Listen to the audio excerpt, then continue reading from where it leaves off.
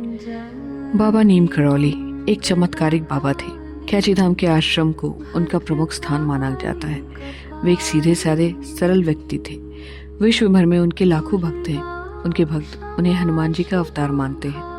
आइए जानते हैं उनके संबंध में 5 ऐसी बातें जो उनके जीवन से जुड़े 5 चमत्कारिक किस्सों को अनुभव बताते हैं। नीम करौली बाबा का वास्तविक नाम श्री लक्ष्मी नारायण शर्मा था। उत्तर प्रदेश के अकबरपुर गांव में उनका जन्म 1900 के आसपास हुआ था। उनके माता पिता का नाम दुर्गा प्रसाद शर्मा था।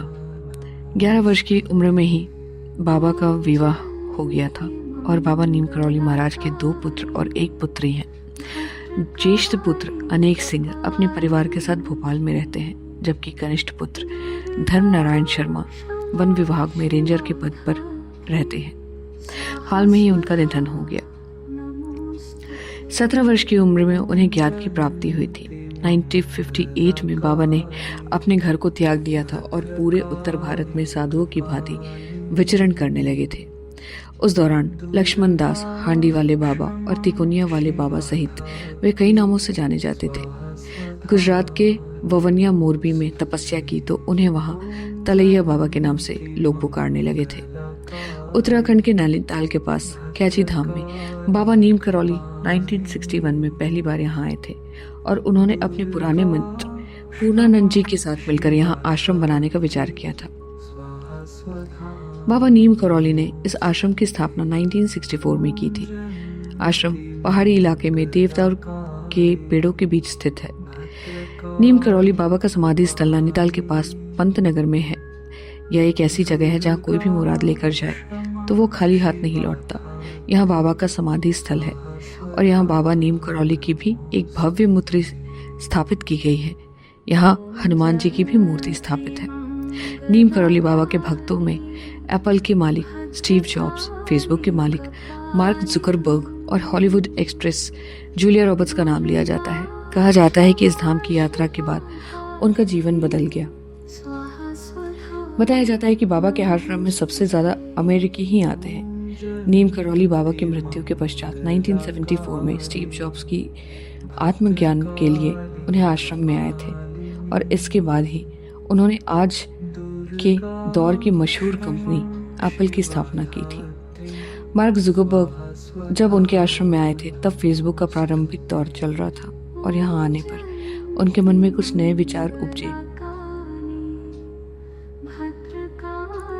जिससे फेसबुक आज की अपनी स्थिति प्राप्त कर पाया है। नीम करौली बाबा ने अपने जीवन में आखिरी पड़ाव तक संपूर्ण भारत एवं अन्य देशों की यात्राएं की। बाबा श्री हनुमान जी के भक्त थे तथा उन्होंने भारत में 108 हनुमान मंदिर का निर्माण करवाया था। उनके नाम से अमेरिका तथा मेक्सिको में भी हनुमान मंदिर स्थापित किए गए थे। चलिए जानते हैं वो 5 चमत्कार जो बाबा के नाम से प्रसिद्ध है। एक बार बाबा फर्स्ट क्लास कंपार्टमेंट में सफर कर रहे थे।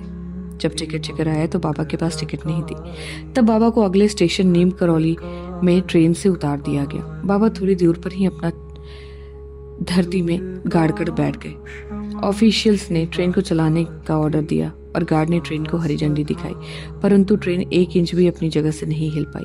बहुत प्रयास करने के बाद भी जब ट्रेन नहीं चली तो लोकल मजिस्ट्रेट जो बाबा को जानता था, उन्होंने ऑफिशियल्स को बाबा से माफी मांगने के लिए कहा और उन्हें सम्मान पूर्वक अंदर लाने के लिए कहा। ट्रेन में सवार अन्य लोगों ने मजिस्ट्रेट का समर्थन किया। ऑफिशियल्स ने बाबा को माफी मांगी और उन ससम्मान ट्रेन में बैठाया। बाबा के ट्रेन में बैठते ही ट्रेन चल पड़ी। तभी से बाबा का नाम नीम करौली पड़ गया। एक बार उन्होंने एक विदेशी अनुयायी को ब्लड प्रेशर की दवा का सेवन करते हुए देखा था।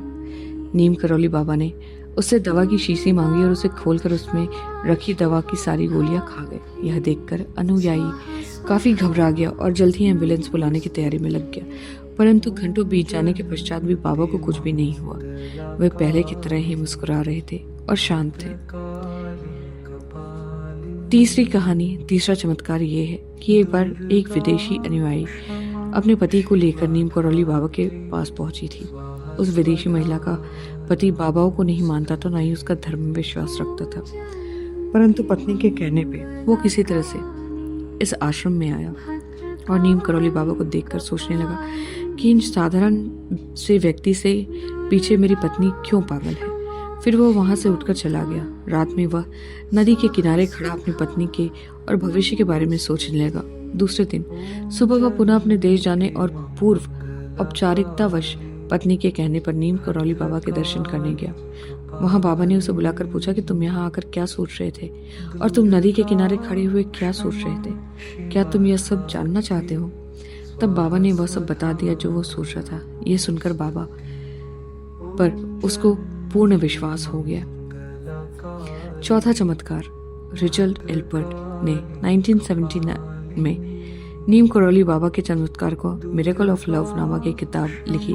इसमें बुलेट प्रूफ कंबल नाम की एक घटना का जिक्र है। बाबा हमेशा एक कंबल ओढ़ा करते थे।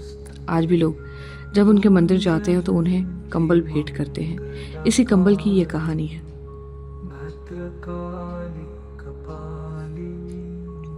बाबा के कई भक्त थे। उनमें से एक बुजुर्ग दंपति थे जो फतेहगढ़ में रहते थे। यह घटना 1943 की है।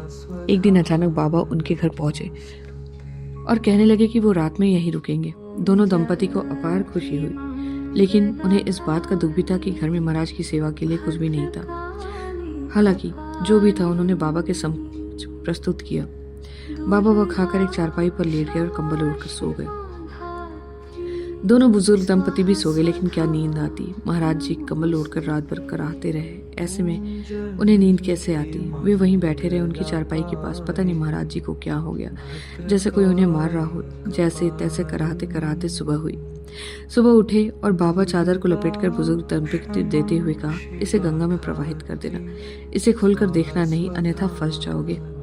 दोनों दंपति ने बाबा की आज्ञा का पालन किया। जाते हुए बाबा ने कहा कि चिंता मत करना, महीने भर में आपका बेटा लौट आएगा।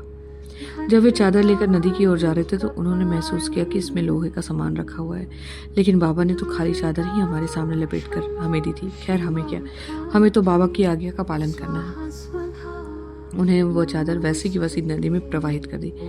लगभग 1 माह के बाद बुजुर्ग दंपति का इकलौता पुत्र बर्मा फ्रंट से लौट आया। वह ब्रिटिश फौज में सैनिक था और दूसरे विश्व युद्ध के वक्त बर्मा फ्रंट पर तैनात था।